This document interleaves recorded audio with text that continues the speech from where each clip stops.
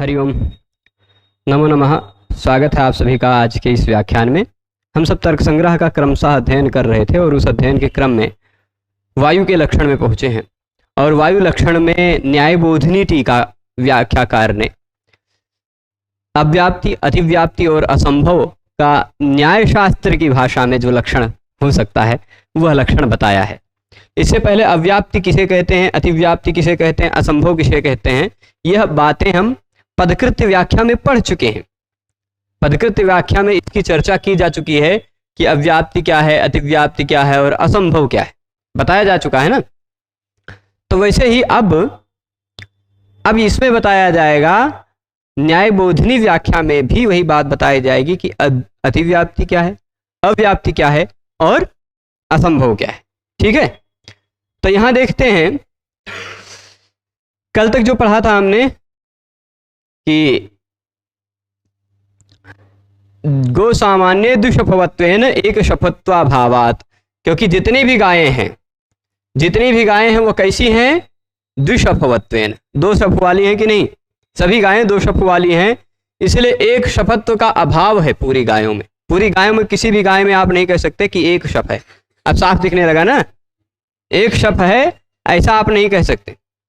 तो अतिव्याप्त्यव्याप्त्य संभवानाम प्रत्येकम निकृष्ट लक्षणम च, यहां से पढ़ना था हमें कि अतिव्याप्ति क्या है, अव्याप्ति क्या है और असंभव क्या है, इनका प्रत्येकम, यहां प्रत्येक लिखा है, यहां होना चाहिए प्रत्येकम। ठीक, प्रत्येकम मतलब इन सबका, प्रत्येक का निकृष्ट लक्षणम। निकृष्ट का मतलब क्या होता है, निष्कृष्ट, निकृष्ट नहीं होगा, निष्कृष्ट लक्षणम। ठीक, निष्कर्ष से युक्त लक्षण। निकृष्ट और निष्कृष्ट में थोड़ा सा अंतर होता है, हमें निकृष्ट चलेगा। निष्कृष्ट लक्षणम, निष्कर्ष से युक्त लक्षण। अंतिम अगर निष्कर्ष कहा जाए कि क्या है अतिव्याप्ति, अंतिम यदि निष्कर्ष कहा जाए क्या है अव्याप्ति और क्या है असंभव, इसको न्याय शास्त्र की भाषा में कहा जाए तो कैसे कहा जाएगा वह बता रहे हैं। कैसे कहा जाएगा, तो पहले क्या कह रहे हैं, अतिव्याप्ति का देख लीजिए कितना बड़ा लक्षण बताया, यहां से लेके यहां तक। अतिव्याप्ति क्या है आप समझ गए हैं। वैसी भाषा में सामान्यतः समझे हैं कि हमारा लक्ष्य जो गाय है, अगर हम लक्ष्य यानी गाय का लक्षण बनाना चाह रहे हैं तो हमारा लक्ष्य क्या है, गाय। लक्षण हम गाय का बना रहे हैं तो लक्ष्य गाय है ना। लक्षण अगर पृथ्वी के बारे में कह रहे, पृथ्वी किसे कहते हैं, पृथ्वी को लक्षित करना है तो हमारा लक्ष्य पृथ्वी है। तो वैसे ही गाय लक्ष्य है। लक्ष्य में जो लक्षण घटित हो उसके साथ साथ अलक्ष्य में भी घटित हो जाए, वही अतिव्याप्ति, अतिव्याप्ति दोष है। जैसे गाय का सींग हो, ऐसे कह दें कि जिसके सींग होती वो गाय होती, ऐसा कह दें तो यह लक्षण लक्ष्य में तो घटित हो रहा है गाय में, पर लक्ष्य से इतर जो भैंस, बकरी, हिरण इत्यादि हैं, हमने राक्षस भी बताया था, राक्षस पहले समय में राक्षसों के भी सींग होती, तो क्या वो सब गाय हो जाएंगे, नहीं हो पाएंगे ना। तो यह लक्ष्य से इतर जो घटित हो जाता है उसी को अतिव्याप्ति कहते हैं, अतिव्याप्ति नामक दोष कहते हैं। अब इस अतिव्याप्ति नामक दोष का तात्पर्य आप सामान्य भाषा में, लौकिक भाषा में समझ चुके हैं, पर न्याय शास्त्र की शास्त्रीय भाषा में किसे अतिव्याप्ति कहा जाता है, बात वही है, पर न्याय शास्त्र की थोड़ी शास्त्रीय भाषा वो समझने का प्रयास कीजिएगा। नहीं समझ में आएगा तो भी कोई दिक्कत नहीं, पर मैं पूरा प्रयास करूंगा कि आप समझें। ठीक है, आप त्व लगाना जान जाइएगा। अवच्छेदक अगर कहा जा रहा है कहीं भी तो अवच्छेदक के जगह पे आप त्व लगा दीजिएगा, त्व। ठीक, जैसे लक्ष्य है गो तो लक्ष्यतावच्छेदक गोत्व। लक्ष्य क्या है, गो, तो लक्ष्यतावच्छेदक क्या हो गया, गोत्व। अगर लक्ष्य है पृथ्वी तो लक्ष्यतावच्छेदक क्या हो गया, पृथ्वीत्व। त्व लगा दीजिएगा। अवच्छेदक मतलब पीछे जो त्व लग जाता है। क्यों अवच्छेदक है त्व, क्योंकि पृथ्वीत्व एक ऐसा धर्म है जो केवल पृथ्वी में है। पृथ्वी को वह जल, तेज, वायु इत्यादि सभी पदार्थों से पृथक करता है, क्योंकि पृथ्वीत्व केवल पृथ्वी में है, जल, तेज, वायु इत्यादि सभी द्रव्यों में नहीं। तो वह जल, तेज, वायु इत्यादि सभी द्रव्यों से पृथ्वीत्व वह पृथ्वी को अलग कर देता है, पृथक कर देता है। इसलिए पृथ्वीत्व क्या है, यह अवच्छेदक है। पृथ्वीत्व क्या है, अवच्छेदक। ठीक है, अवच्छेदक वाली बात समझ रहे हैं। तो ऐसे ही गोत्व, गोत्र क्या है? गाय का एक ऐसा अवच्छेदक धर्म है जो गाय को समस्त प्राणियों से अलग कर देता है, क्योंकि गोत्र केवल गाय में है और किसी पदार्थ में और किसी भी द्रव्य में नहीं है। ठीक है, इसीलिए गोत्र क्या है? अवच्छेदक है, क्योंकि उसको पृथक कर देता है, व्यावृत्त कर देता है। ठीक है, तो अब देखिएगा, लक्ष्य और लक्ष्यतावच्छेदक समझने लगेंगे ना। लक्ष्य क्या है? जिसका हम लक्षण बनाना चाह रहे हैं। लक्ष्यतावच्छेदक क्या है? उसी के पीछे त्व लगा दीजिए बस। चलिए अब इसकी भाषा में देखते हैं। अतिव्याप्ति क्या है? 2.5 लक्षण 2.5 लाइन में बताया है, पर जैसे आप लक्ष्यतावच्छेदक इतने बड़े शब्द के लिए गोत्र समझ जाते हैं, वैसे इस 2.5 लाइन के लिए भी आप यह समझ जाएंगे कि जो लक्षण लक्ष्य में तो घटित हो पर उसके साथ साथ लक्ष्य से बाहर भी घटित हो जाए, वह है अतिव्याप्ति। यही समझेंगे आप बात, निष्कर्ष यही समझेंगे। पर न्याय शास्त्र की भाषा में क्या कहते हैं? लक्ष्यतावच्छेदक। लक्ष्यतावच्छेदक क्या है? लक्ष्य मान लीजिए क्या है, किसको आप लक्ष्य बनाना चाह रहे हैं? जिसका लक्षण बनाते हैं वही तो लक्ष्य। जिसका आप लक्षण बना रहे हैं वही तो आपका लक्ष्य है ना। तो लक्ष्य गो, लक्ष्यतावच्छेदक गोत्व। अब मान लीजिए यहां इससे पहले किसका वर्णन कर चल रहा था? वायु का। तो लक्ष्य क्या हो गया? वायु। रूप रहित स्पर्शवान वायु, ये लक्षण वायु का दिया गया था ना। तो लक्ष्य क्या हो गया? वायु। लक्ष्यतावच्छेदक क्या हो गया? वायुत्व।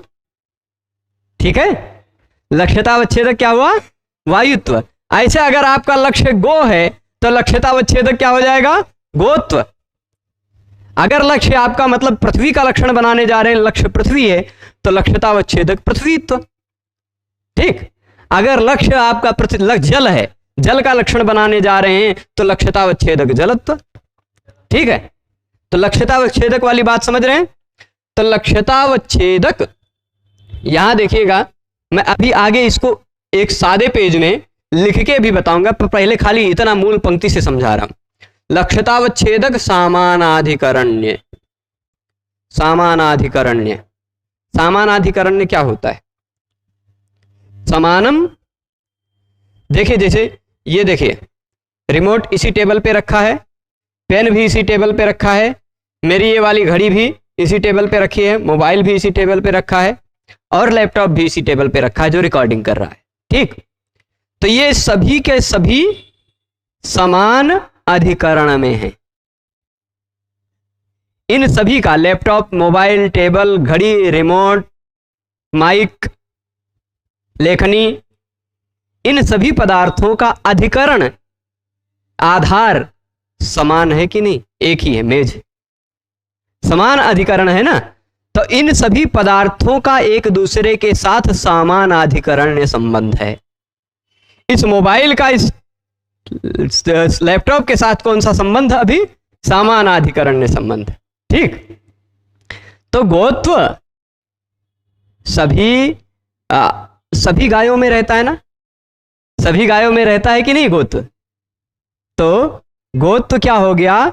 समानाधिकरण्य हो जाए, क्योंकि सभी गायों में वो समान अधिकरण है, समान अधिकरण के रूप में रहता। ठीक, तो लक्ष्यतावच्छेदक समानाधिकरण्य सती, लक्ष्यतावच्छेदक के साथ समानाधिकरण्य होना चाहिए। लक्ष्यतावच्छेदक के साथ समानाधिकरण्य होना चाहिए। अब लक्ष्यतावच्छेदक देख लीजिए, समानाधिकरण मतलब कब होगा? जब दो अलग अलग, दो या अनेक अलग अलग वस्तु हों। जैसे मान लीजिए एक गाय यहां है, एक गाय यहां है, एक गाय यहां, ऐसे कई गायें हैं। ठीक, ये 4 मान लीजिए गायें हैं। लक्ष्यतावच्छेदक क्या है? लक्ष्यतावच्छेदक गोत्व है कि नहीं? लक्ष्यतावच्छेदक इस गाय में भी है, लक्ष्यतावच्छेदक इस गाय में भी है, इस गाय में भी है, और इस गाय में भी है कि नहीं? तो लक्ष्यतावच्छेदक समानाधिकरण्य हो गया कि नहीं? तो लक्ष्यतावच्छेदक समानाधिकरण्य सती, लक्ष्यतावच्छेदक समानाधिकरण्य होते हुए जो लक्षण लक्ष्यतावच्छेदक यानी गोत्व। ठीक, लक्ष्यतावच्छेदक मतलब क्या हो गया? गोत्व। अब गोत्व में जिसका समानाधिकरण्य हो, गोत्व किस में रहता है? अच्छा, समानाधिकरण्य का दूसरे तरह से अर्थ समझा देते हैं, या दूसरे तरह वाला समझेंगे तभी ज्यादा अच्छे से यह समझ में आएगा। देखिए, लक्ष्यता क्या हो गई, लक्ष्यता क्या हुई, लक्ष्य हो गई गौ, लक्ष्यतावच्छेदक क्या हो गया। चलिए यहां देखते हैं,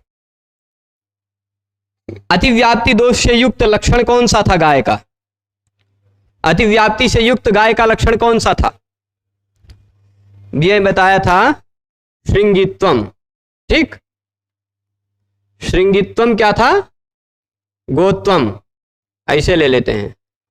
ये श्रृंग, थोड़ा सा राइटिंग मेरी और अच्छे से लिखते हैं, इस तरह वाला श्री लिखते हैं, ये वाला श्री हो गया, आधा ग त्व, श्रृंगित्वम, ये गाय का लक्षण बताया था ना। ये लक्षण क्या है, लक्ष्यतावच्छेदक सामानाधिकरण्य है इस लक्षण का। कैसे देते हैं, लक्ष्य क्या हुआ, गाय, लक्ष्य क्या हुआ, गाय, लक्ष्यतावच्छेदक क्या हो गया, गोत्व,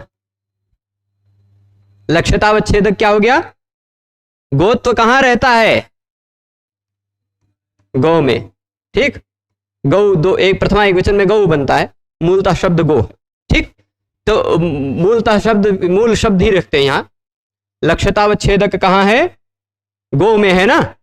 ठीक, अब लक्ष्यतावच्छेदक जो गो में है और श्रृंगित्व कहां है, वो भी तो गो में है, तो इन दोनों का अधिकरण समान हो गया कि नहीं। जो लक्षण बनाया गया श्रृंगित्व, वो श्रृंगित्व भी गाय में है, लक्ष्यतावच्छेदक गोत्व भी गाय में है, तो इन दोनों का लक्ष्यतावच्छेदक के साथ, मतलब लक्षण का लक्ष्यतावच्छेदक के साथ समान अधिकरण बन गया। जैसे मोबाइल भी टेबल में है, रिमोट भी टेबल में है, तो दोनों का संबंध समानाधिकरण्य संबंध बन गया। वैसे ही गोत्व भी गाय में है, श्रृंगित्व भी गाय में है, तो इन दोनों का समानाधिकरण्य संबंध बन गया। यहां तक अब आप समझ गए होंगे, मैं भी अब यहां फिर से आ जाता हूं, लक्ष्यतावच्छेदक समानाधिकरण्य, समझ गए हैं। लक्ष्यतावच्छेदक क्या है, गोत्व, वह गोत्व समान अधिकरण के साथ रहता है, किसके साथ, श्रृंगित्व के साथ। किस में, गो में। गाय में गोत्व है, गाय में श्रृंगित्व भी है, इसलिए समानाधिकरण्य हो गया। ठीक है, पर लक्ष्यतावच्छेदकावच्छिन्न प्रतियोगिताक भेद सामानाधिकरण्यम अतिव्याप्ति। अब आइएगा थोड़ा सा ये पहली बात सती तक समझ गए होंगे। सती मतलब जो लक्ष्यतावच्छेदक के साथ समान अधिकरण में रहता हो, ऐसा होते हुए, सती का मतलब होते हुए, ऐसा होते हुए लक्ष्यतावच्छेदकावच्छिन्न। अब देखिए लक्ष्यतावच्छेदकावच्छिन्न क्या होता है, इसको थोड़ा सा समझते हैं। अवच्छेदक तो समझे हैं, अवच्छिन्न आ जाते हैं। अवच्छिन्न को समझाने के लिए हम फिर से इधर इस पेज में चले जाते हैं। लक्ष्यतावच्छेदक क्या है, गोत्व। ठीक है, ये देख लीजिए, यहां मैं इधर से लिख देता हूं, ये है लक्ष्यतावच्छेदक। ठीक है, लक्ष्यतावच्छेदक क्या है, गोत्व। और लक्ष्यतावच्छेदकावच्छिन्न और थोड़ा छोटे अक्षर में लिखते हैं, लक्ष्यतावच्छेदकावच्छिन्न। आपको हो सकता है ये भाषा ना समझ में आए, तो ये केवल हो गया गो, केवल गौ। गौ प्रथमा एक वचन गौ लिखना चाहे तो गौ। कैसे, आप सोचेंगे ये कैसे। देखिए अवच्छेदक और अवच्छिन्न ये बात होती, पहले समझ लीजिए। अवच्छेदक वह होता है जो किसी वस्तु को उस समुदाय से अलग कर दे। जैसे गोत्व कह दिया गया तो वह गाय को भैंस इत्यादि सभी जानवरों से अलग कर दी गोत्व ने, इसलिए गोत्व क्या है, अवच्छेदक।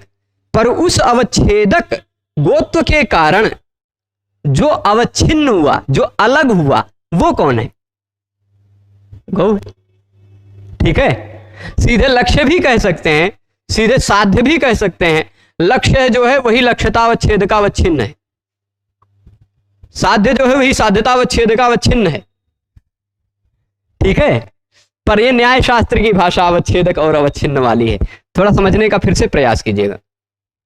जैसे क्या है, एक ऐसी बात, जैसे मैं बता दूं, अभी एक धर्म, कोई एक धर्म ले लेते हैं, जैसे जलत्व, जल के अंदर क्या है, जलत्व ने क्या किया, जलत्व क्या है, लक्ष्य मान लीजिए आपका जल है, जल का लक्षण बनाने जा रहे हैं आप, जल किसे कहते हैं ये बताने जा रहे हैं आप, तो जल क्या हो गया, लक्ष्य, आपका लक्ष्य जल है।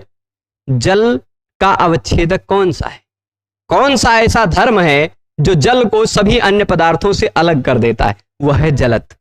तो लक्ष्यतावच्छेदक हो गया जलत्व।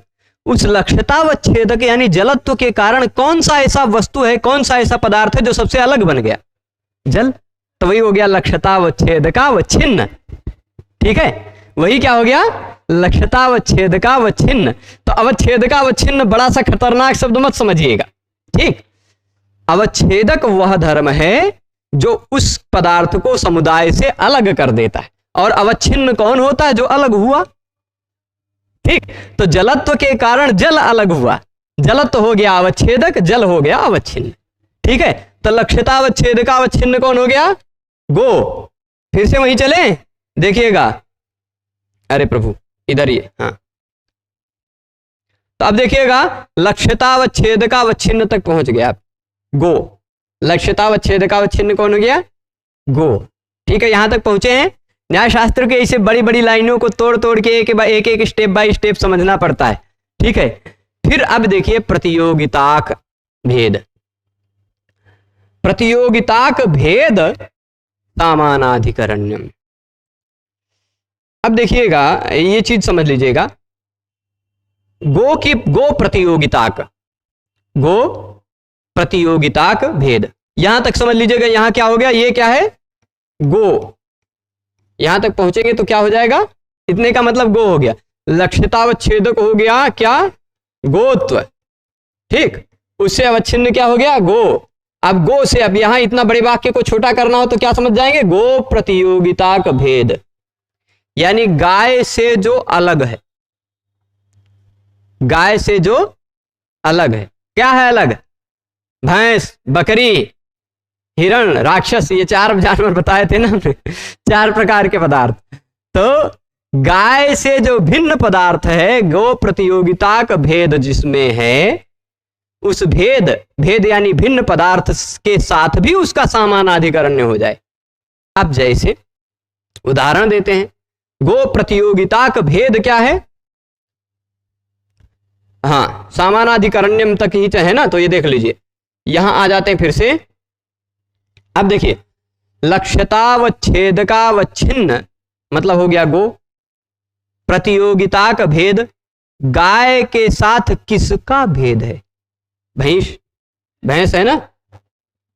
तो अब देखिए, महिष, ये श्रृंगित्व का हम यहां लिख देते हैं महिष, यहां लिख देते हैं क्या, अजा, या अज लिखते हैं, अजा नहीं लिखते हैं, जब महिषी नहीं लिखे, महिष लिखे हैं तो ठीक है।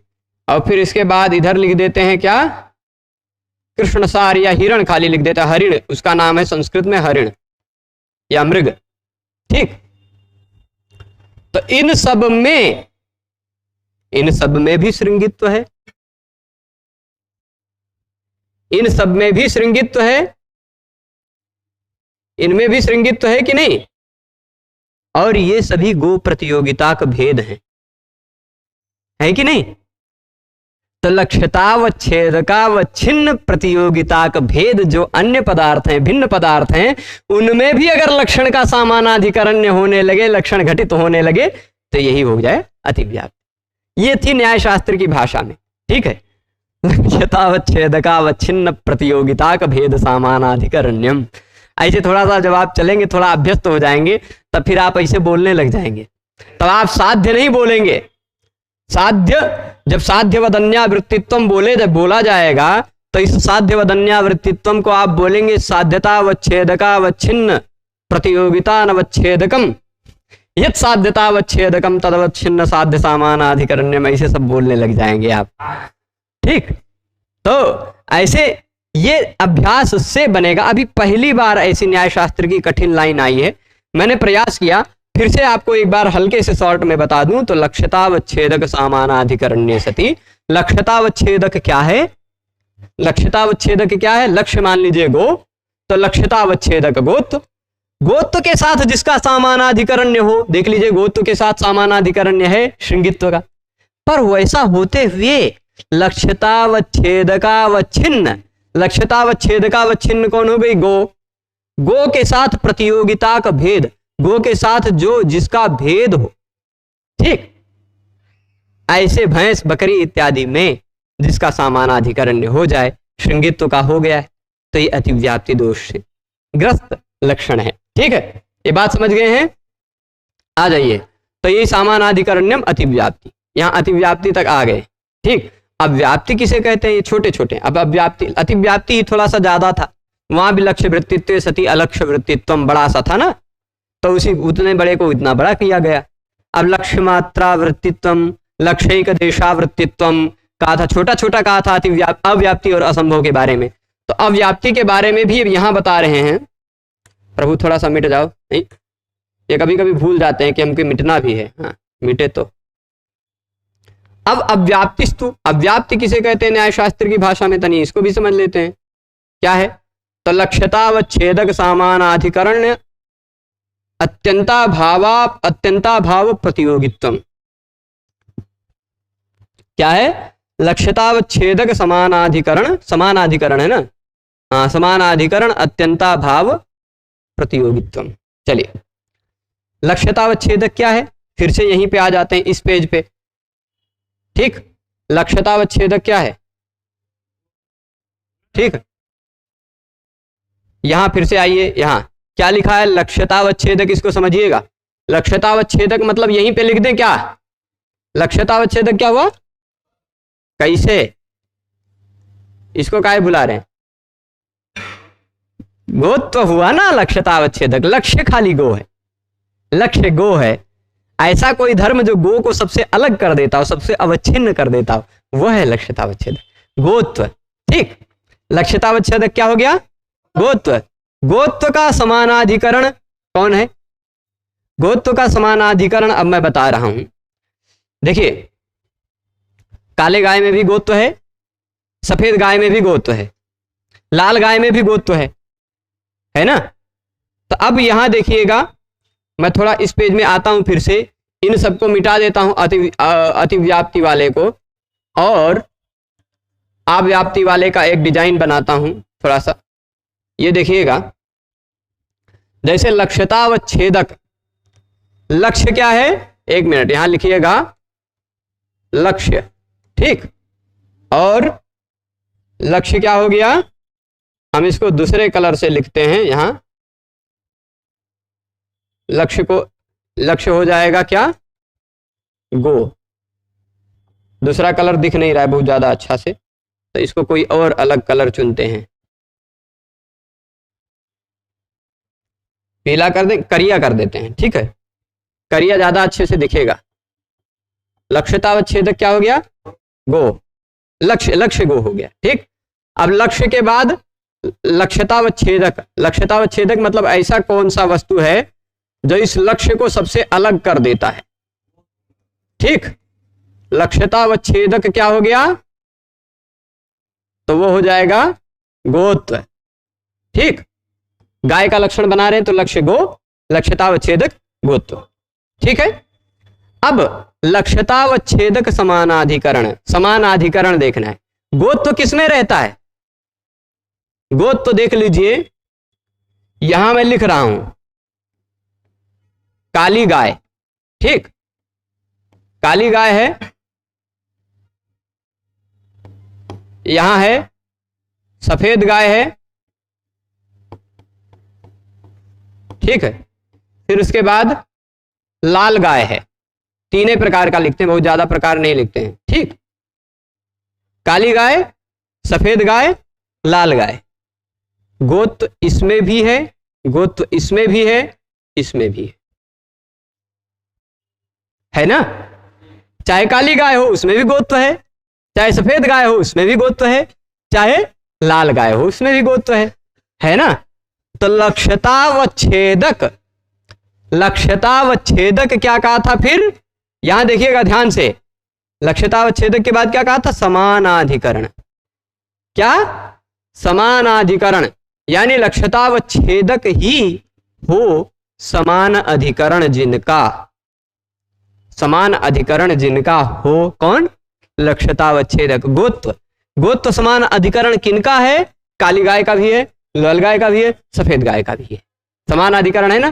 तो लक्ष्यतावच्छेदक समानाधिकरण तक पहुंच गए आप।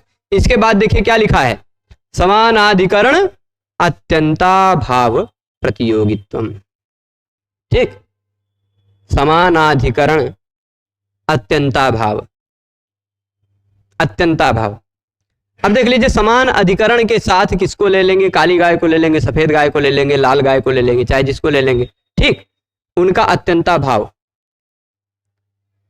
ठीक, अत्यंताभाव क्या है, लक्ष्यतावच्छेदक समानाधिकरण जो है उसका अत्यंताभाव, गाय का अत्यंताभाव, काली गाय का अत्यंताभाव, काली गाय का अत्यंताभाव, या सफेद गाय का अत्यंताभाव, या लाल गाय का अत्यंताभाव, लक्ष्यतावच्छेदक का समान अधिकरण हो गया।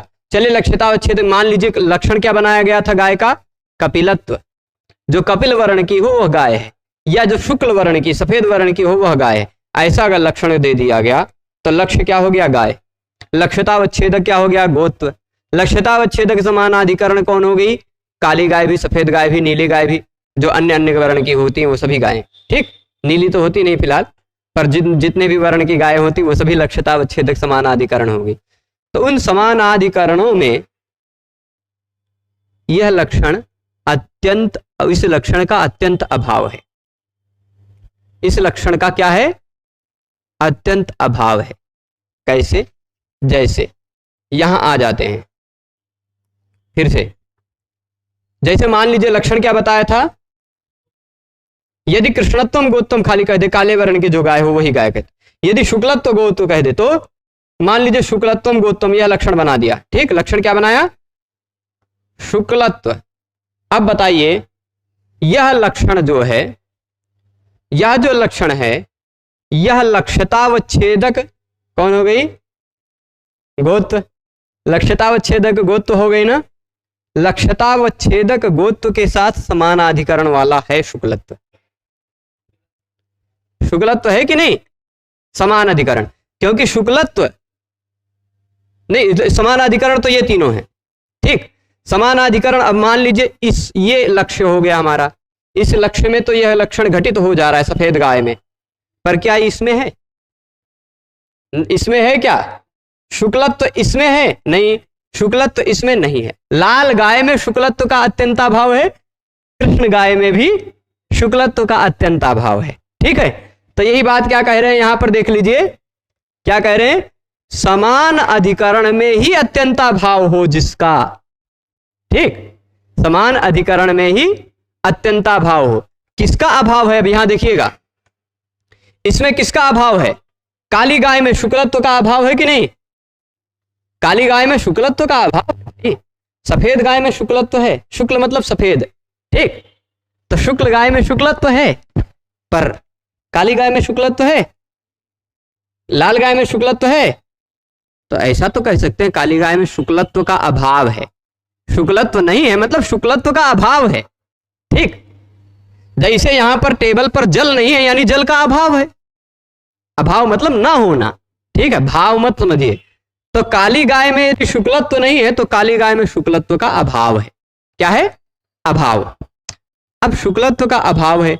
एक बात हमने इस तर्क संग्रह की व्याख्यान माला में प्रारंभ में ही बताया गया था, जिसका अभाव होता वही प्रतियोगी होता है। अभाव किसका है इसमें, सफेद गाय में, समान आदि। अब यहां देखिएगा, लक्ष्यतावच्छेदक क्या हो गया, गोत्व। लक्ष्यतावच्छेदक समानाधिकरण कौन हो गया, मान लीजिए काली गाय और लाल गाय। ठीक, लक्ष्यतावच्छेदक सफेद गाय भी है, काली गाय भी है, लाल गाय भी है। पर इस समानाधिकरण में एक जगह पर काली गाय की जगह पर या लाल गाय की जगह पर शुक्लत्व का अत्यंताभाव है कि नहीं। शुक्लत्व का अत्यंताभाव है। लाल गाय में क्या है? शुक्लत्व है। लाल गाय में क्या कहा जा सकता है? शुक्लत्व नहीं है, यानी कि शुक्लत्वाभाव है कि नहीं? क्या है? शुक्लत्व का अभाव है, शुक्लत्वाभाव। ठीक है कि नहीं? यहां काली गाय में भी क्या है? शुक्लत्वाभाव है कि नहीं? शुक्लत्वाभाव है। तो भाई जिसका अभाव होता है वही प्रतियोगी है। तो शुक्लत्व का अभाव है तो प्रतियोगी कौन हुआ? शुक्लत्व। ठीक, तो जो प्रतियोगी है वही लक्षण अव्याप्ति दोष से ग्रस्त है। अगर शुक्लत्व लक्षण दिया जाए तो वह अव्याप्ति दोष से ग्रस्त है। चलिए हम शुक्लत्व को मिटा करके शुक्लत्व के जगह पर कपिल वर्ण का रख देते हैं। कपिल वर्ण जानते हैं कौन सा वर्ण होता है? काले से थोड़ी सी मिलती जुलती होती है कपिल वर्ण। ठीक है, तो अब देखिएगा, यदि कपिलत्वम कह देते, सफेद गाय में कपिलत्व है, लाल गाय में भी कपिलत्व नहीं है, तो काली में मान लीजिए हो सकता थोड़ा बहुत, मान लीजिए कपिलत्व हो, तो पर इसमें सफेद में और लाल में तो कपिलत्व नहीं है। तो लक्ष्यतावच्छेदक गोत्व, लक्ष्यतावच्छेदक समानाधिकरण, ये तीनों प्रकार की या सभी प्रकार की गायें समानाधिकरण है कि नहीं? उन समानाधिकरण में जिसका अत्यंताभाव है, देखिए समान अधिकरण सफेद गाय में कपिलत्व का अत्यंताभाव है कि नहीं? कपिलत्व का अत्यंत अभाव है, कपिलत्व है ही नहीं। यहां लाल गाय में भी कपिलत्व का क्या है? यहां कपिलत्व है कि कपिलत्वाभाव है? क्या है? देखिएगा मैं लिख रहा हूं, कपिलत्वाभाव, कपिलत्व का अभाव है यहां। ठीक, इसमें भी कपिलत्व का अभाव है ना? एक मिनट, कपिलत्वा भाव। ठीक, तो जिसका अभाव वही प्रतियोगी। तो कपिलत्व का अभाव तो प्रतियोगी कौन हुआ? कपिलत्व। जिसका अभाव वही प्रतियोगी। घटत्व, घट का अभाव है तो प्रतियोगी घट, पट का अभाव है तो प्रतियोगी पट, है ना? लेखनी का अभाव है तो प्रतियोगी लेखनी। ठीक, तो जिसका अभाव होता वही प्रतियोगी होता, यह न्याय शास्त्र का एक नियम है। तो यहां फिर अब देख लीजिए कि लक्ष्यतावच्छेदक मान लीजिए गोत्व, लक्ष्यतावच्छेदक समानाधिकरण कपिलत्व से भिन्न जितनी भी गायें हैं, कपिल वर्ण से भिन्न जितनी भी गायें वो सभी भी तो समानाधिकरण हो जाएंगी। उन समानाधिकरणों में अत्यंताभाव है कि नहीं कपिलत्व का? समानाधिकरण मान लीजिए कपिल गाय का समानाधिकरण सफेद गाय भी हो गई, उसमें भी गोत्व है। लाल गाय हो गई, उसमें भी गोत्व है। तो समानाधिकरण है, उसमें कपिलत्व का अत्यंताभाव है, कपिलत्वाभाव है। उस कपिलत्वाभाव में प्रतियोगी कौन हो गया? कपिलत्व। ठीक, ये प्रतियोगित्व हो गया क्या?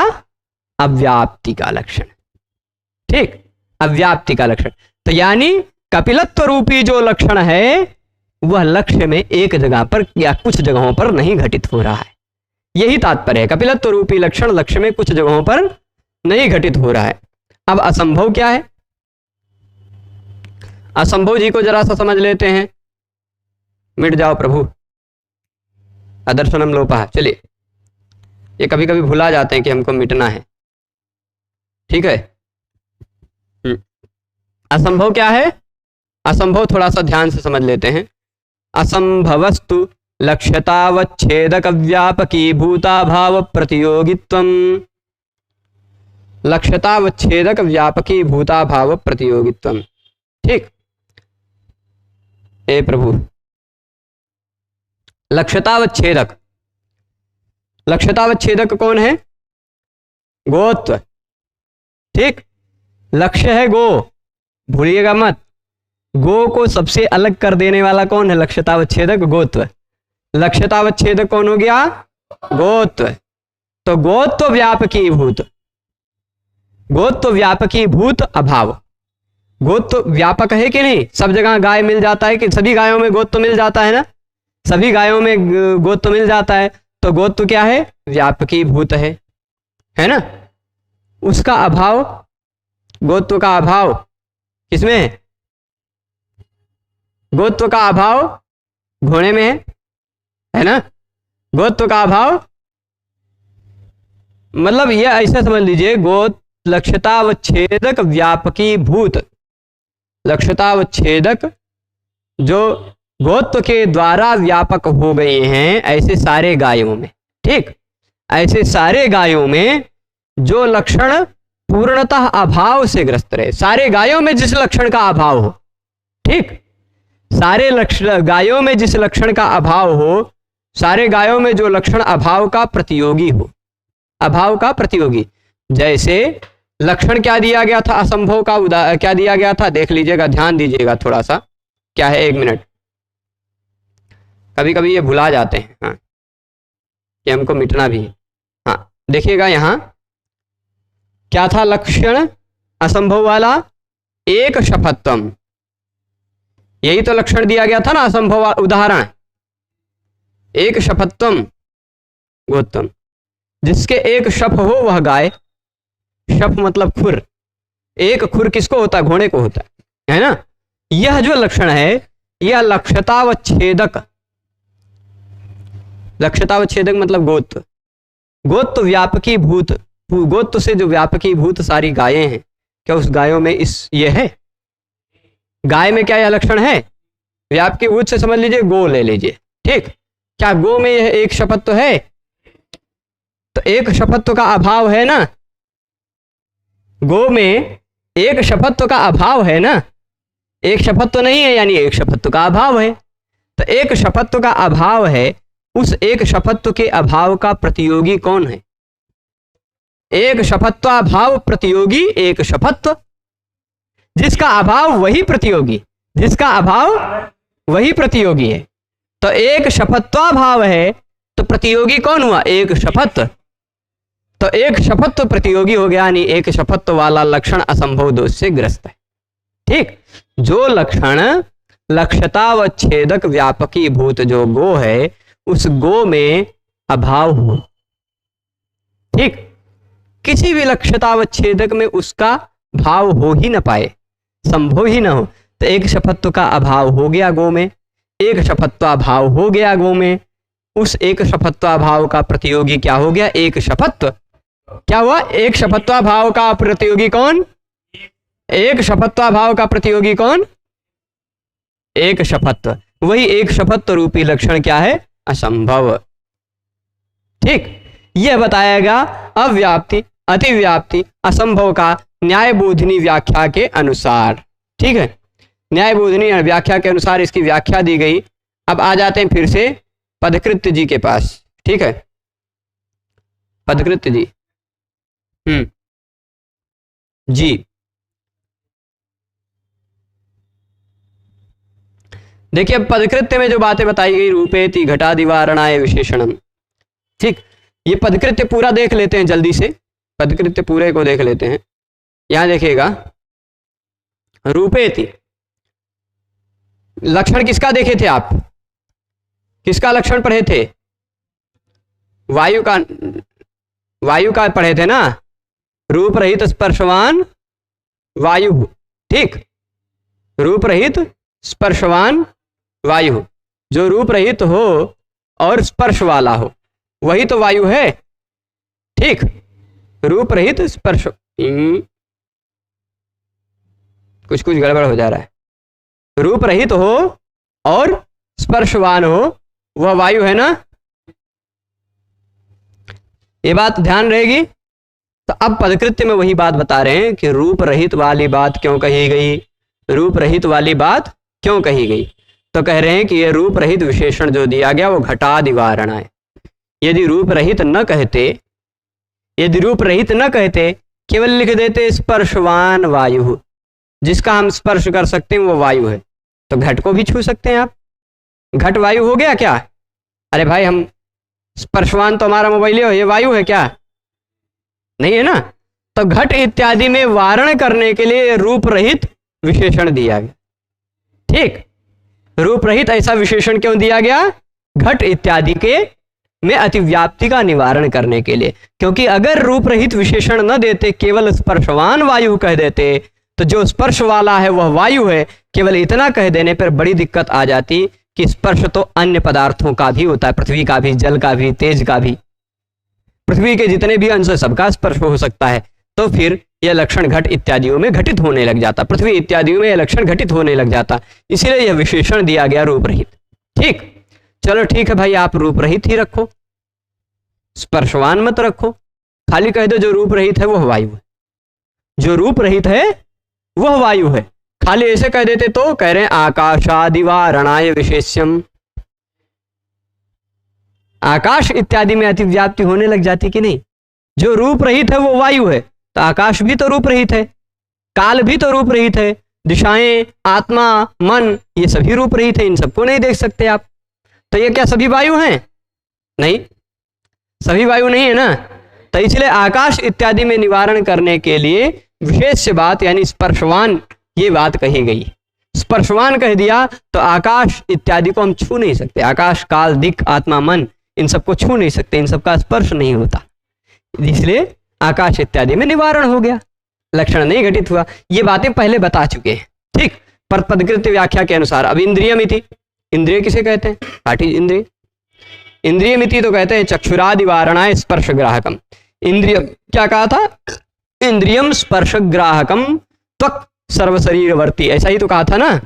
तो स्पर्श ग्राहकम शब्द क्यों कहा गया? स्पर्श ग्राहकम शब्द क्यों कहा गया? तो उसका बता रहे हैं, स्पर्श ग्राहकम शब्द इसलिए कहा गया क्योंकि यदि स्पर्श ग्राहकम शब्द न कहते, खाली इंद्रियम कहते, तो आंख भी इंद्रिय है, कान भी इंद्रिय है, नासिका भी इंद्रिय है, जिह्वा भी इंद्रिय है, उन सब में लक्षण घटित होने लग जाता। इसीलिए स्पर्श ग्राहक कह दिया। तो स्पर्श का ग्रहण आंख नहीं करती, स्पर्श का ग्रहण कान नहीं करता, आंख रूप का ग्रहण करता है, कान शब्द का ग्रहण करता है, जिह्वा रस का ग्रहण करते है ना, नासिका गंध का ग्रहण करती है। ठीक है, तो स्पर्श ग्राहक कह देने से चक्षु इत्यादि का निवारण हो गया, चक्षुरादि वारण हो गया, चक्षुरादि वारणाय, चक्षु इत्यादि का निवारण करने के लिए स्पर्श ग्राहक यह शब्द दिया गया। चलो, कालादिवारणाय इंद्रियम इति, काल तो सब जगह आएगा। हमने कई बार बताया है कि क्योंकि काल संसार में सभी पदार्थों का आधार है, कोई भी ऐसी वस्तु नहीं है जो कालातीत हो। ठीक, काल सबका जन्यानाम जगत जन्यानाम जनक कालः जगताम आश्रयो मतः, सभी जन्य पदार्थों का जनक है काल, कहा गया है ना। तो इसलिए काल इत्यादि में निवारण करने के लिए इंद्रिय शब्द कह दिया। काल इंद्रिय थोड़े ना है, काल इंद्रिय थोड़े ना है। तो इंद्रियम स्पर्श ग्राहकम कहा, इंद्रियम स्पर्श ग्राहकम कहा, इंद्रियम कहा तो काल नहीं घटित हुआ, नहीं तो स्पर्श ग्राहक तो काल भी है। जैसे मैंने इसे स्पर्श किया तो किसी काल में किया, इस स्पर्श का ठंडा है या गर्म है यह ग्रहण कराया किसने? काल ने भी ग्रहण कराया, उसमें कारण बना समय, समय के कारण पता चला है ना। तो स्पर्श ग्राहक काल भी है, पर काल इंद्रिय नहीं है, इसलिए इंद्रिय शब्द कह देने से काल का निवारण हो गया। ठीक, तो कालादिवारणाय क्या है? कालादिवारणाय इंद्रियम इति, काल इत्यादि का निवारण करने के लिए इंद्रिय भी कहा गया। ठीक है, वृक्षेति, वृक्ष क्यों कहा गया भाई? ठीक, तो वृक्षादि कंपन हेतु, वायु वृक्षादि कंपन हेतु, विषयो वृक्षादि कंपन हेतु कहा था ना। विषय क्या है? वायु का, वृक्ष इत्यादि का कंपन का हेतु जो है वही वायु। ठीक, वही वायु का विषय है, ऐसा बताया गया था ना। तो वृक्ष आदि कहा था, आदि मतलब क्या? तो आदि से जल इत्यादि का भी ग्रहण किया जा सकता है।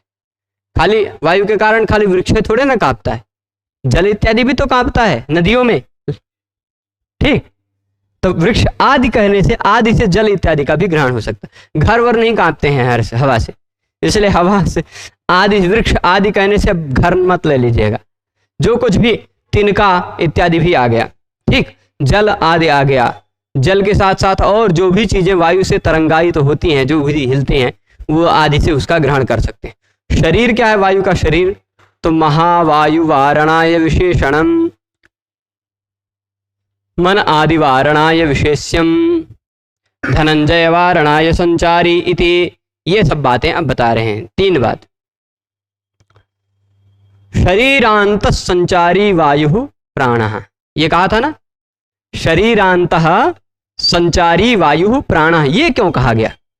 शरीरांत संचारी वायु प्राणः क्यों कहा गया वो बता रहे हैं। तो कह रहे महावायु वारण के लिए, महावायु वारण के लिए विशेषण दिया गया शरीरांत संचारी। ये जो विशेषण दिया गया है ये महावायु का निवारण करने। बाहर जो हवा चल रही है, क्या वो बाहर की हवा प्राणवायु है? नहीं ना, जो महावायु है जो पूरे संसार को गतिमान रखी है। पूरे संसार में वायु ही तो विभिन्न प्रकार के भरे हुए हैं, हाइड्रोजन, नाइट्रोजन, पता नहीं कितने कितने प्रकार के। हमारे शास्त्रों में तो 49 प्रकार के उनका वायु का वर्णन है। ठीक, तो वो जो महावायु है वो शरीरांता संचारी नहीं है, उसके निवारण करने के लिए यह विशेषण दिया गया। ठीक, शरीरांता संचारी बात कही गई। और मन आदि वारणाय विशेष्यम। ठीक, अब शरीरांता संचारी खाली कह देते तो क्या दिक्कत होती? शरीरांता संचारी वायु कहा। प्राण क्या है? प्राण क्या है? शरीर के अंदर संचरण करने वाला वायु। ठीक, शरीर के अंदर संचरण करने वाला वायु प्राण है ना। तो शरीरांत संचारी ये बात क्यों कही गई? बाहर की वायु का निवारण करने के लिए, है ना। और वायु क्यों कहा गया? खाली कह देते शरीरांत संचारी प्राण, शरीर के अंदर संचरण करने वाला जो है वह प्राण है। वायु न कहते तो क्या दिक्कत होती? तो मन में भी घटित हो जाने लगता। मन भी तो शरीरांत संचारी है, मन भी तो शरीर के अंदर विचरण कर रहा है। तो शरीरांता संचारी मन भी है, उसमें निवारण करने के लिए विशेष्य बात कही गई। विशेष्य, ठीक, मन आदि वारणाय विशेष्यम। अब देखिए शरीरांत वायु प्राण, खाली इतने कह देते, संचारी क्यों कहे? शरीरांत वायु प्राण। तो धनंजय नाम की भी एक वायु होती है, नाग, कूर्म, कृकल, देवदत्त और धनंजय। ठीक, धनंजय वायु एक वायु होती है जो पोषण करती है, आपको हृष्ट पुष्ट बनाती है। वो आपके अंदर, शरीर के अंदर एक धनंजय नाम की वायु है। नाग, कूर्म, कृकल, देवदत्त, धनंजय, 5 अन्य वायुओं की चर्चा कुछ दार्शनिकों ने की है कि धनंजय भी एक वायु होता है जो शरीर के अंदर शरीर को हृष्ट पुष्ट बनाता है। ठीक, तो पर धनंजय जो है वह वायु स्थिर है, शरीर के अंदर है। शरीरांत वायु प्राण कह देते तो धनंजय वायु भी प्राण हो जाती है ना। पर धनंजय वायु संचरण नहीं करता, स्थिर रहता। ठीक, धनंजय वायु कैसा है? स्थिर है। इसलिए धनंजय वारणाय संचारी यह एक विशेषण दे दिया। तो शरीर के अंदर जो संचरण करता है वही वायु प्राण है, धनंजय प्राण नहीं है। ठीक, इसके बाद क्या है? उपाधीति मुखनाशिकाभ्याम निर्गमन विशेषणात् प्राणः सचेकोपि उपाधि भेदात् प्राणापानादि संज्ञाम लभते। ये बात कही थी ना, वह एक ही है, वह एक ही है, फिर भी उसकी विभिन्न उपाधियों के कारण उसको प्राण, अपान, उदान, व्यान, समान इत्यादि नामों से जाना जाता है। तो क्यों भाई? तो कहते हैं मुखनाशिकाभ्याम निर्गमना प्रवेशनात्, मुख और नाक के द्वारा निकलने और प्रवेश करने के कारण उसको हम प्राण कहते हैं। मुखनाशिकाभ्याम निर्गमन प्रवेशनात् प्राणः, मुख और नासिका के द्वारा निर्गमन और प्रवेश होने के कारण उस वायु को हम प्राण कहते हैं। ठीक, जलादेर अधो नयनात् अपाना, अपान वायु वह होती है जो जल, मल इत्यादि को नीचे लेके आती है। ठीक, वह अपान वायु है। फिर इसके बाद भुक्त परिणामाय जठरा नलस्य समुन्नयनात् समानः, भुक्त परिणामाय जो खाया है आपने ना, खाए हुए को पचाने के लिए, भुक्त परिणामाय मतलब खाए हुए को पचाने के लिए, भुक्त परिणामाय खाए हुए को पचाने के लिए जठरानल से, जो आपकी जठरानल है, जठराग्नि है, उसके समुन्नय करने के कारण वह वायु समान है। जो जठराग्नि को बढ़ाता है, हवा चलाने पे आग बढ़ते है ना, हवा से आग बढ़ती, तो वैसे ही जो हमारे अंदर जो वायु है जो जठराग्नि को प्रदीप्त करती है, जठराग्नि को बढ़ाती है, वो वायु है समान। ठीक, और अन्नादेर ऊर्ध्वनयनात् उदान, अन्न इत्यादि खाए हैं पर ऐसा कोई वायु है, ऐसे करते हैं तो ऊपर ले आता है ना, जो खाए हैं वो ऊपर आ जाता है ना। तो अन्न इत्यादि के ऊर्ध्व लाने के कारण, अन्नादे है अन्न इत्यादि जो खाया पिया है उसको ऊर्ध्वनयनात्, ऊपर लाने के कारण उसको उदान कहा जाता है। ठीक। और नाड़ी मुखेश वितननात्, नाड़ी इत्यादियों में जो घूम रहा है, वितनन कर रहा है, विस्तार फैला के रखा है, इसीलिए उसको हम कहते हैं व्यान। ठीक।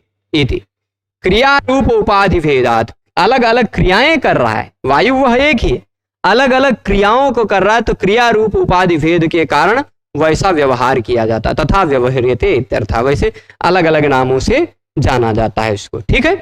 तो यहाँ पर वायु का लक्षण समाप्त हो गया। रूप, पृथ्वी, जल, तेज, वायु, 4 लक्षण खत्म हुए। आकाश से शुरू होगा। कल हम आकाश के लक्षण को पढ़ेंगे। ठीक है। तो सभी लोग पूरे पाठ में जुड़े रहे, उसके लिए सभी को बहुत बहुत धन्यवाद। वैसे कल आकाश के लक्षण को नहीं पढ़ेंगे। अब यहाँ से आगे का जो तर्क संग्रह का पाठ है उसको हम सुबह के समय किसी समय शिफ्ट करके इकट्ठा खत्म कर देंगे इसको, क्योंकि कल प्रतिपदा है, कल नैषधीय चरित पढ़ेंगे। प्रतिपदा है इसलिए नैषधीय चरित पढ़ेंगे। और परसों द्वितीया है, यहाँ झूला महोत्सव समाप्त हो चुका होगा तो सभी विद्यार्थी आने लगेंगे, फिर लघु सिद्धांत कौमुदी की परसों से फिर से श्रृंखला शुरू हो जाएगी। इस समय तर्क संग्रह को अब हम किसी और समय में, अतिरिक्त समय में शिफ्ट करके तर्क संग्रह को समाप्त कर देंगे। ठीक है, चलेगा। अभी आज इस पाठ में यही रोकते हैं। सभी लोग पूरे पाठ में जुड़े रहे, उसके लिए सभी को बहुत बहुत धन्यवाद। कल पुनः मिलेंगे, तब तक के लिए नमः संस्कृताय।